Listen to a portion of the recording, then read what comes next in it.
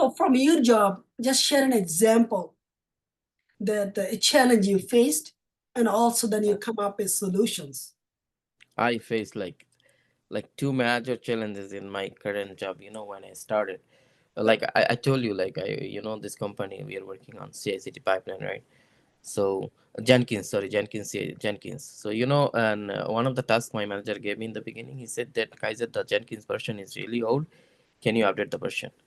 So I said yes, I'm gonna update the version. So when I was trying to update some of the plugins, it started breaking the first thing is the whole server broke down. When I, start installing the plugin, I was like panicked. I said okay, because every developer was asking me, guys, my Jenkins job is not running. Did something happen in the server? And I was panicked at the time. It was like first month when I joined in the company. I was like panicked. I said, what do I do? What do I do? What do I do? Because, and then I decided to talk to my manager. I said, no, I have to let him know whatever is happening because I need some time to fix this issue because I know I can fix it, but I need to let someone know that I'm working on it so they can be patient. Otherwise, they will be impatient. So I talked to manager. I explained him every single thing, what I did, what steps I took. I explained him, okay, this is what I did and this is what happened. And then he said, okay, don't worry. First thing he said, okay, no worries, guys, sir. Take time and then try to fix it. So and then what the next thing I did, I let my developers know that yes, there is an issue. The server is down, so I'm working on it. It might take some time. So everybody was understandable. And then I start thinking, what should I do?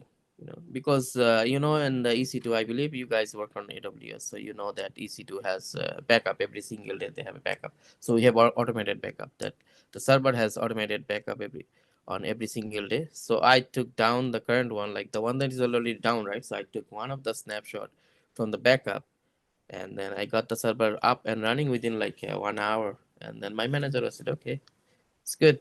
So and everything was working fine as it is because I knew the steps like what I can do, but I was at the time I needed the time, because I didn't know how long it would take to fix that issue.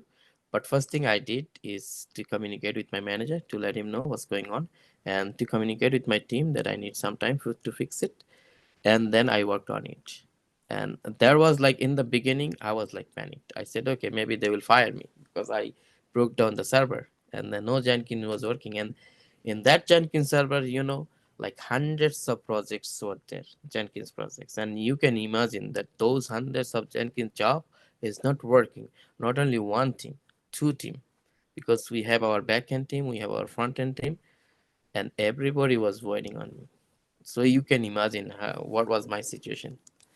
But this will come, but you have to be relaxed and you have to communicate accordingly because problem will come. And if there is a problem, there might be like a couple of solutions, so don't worry.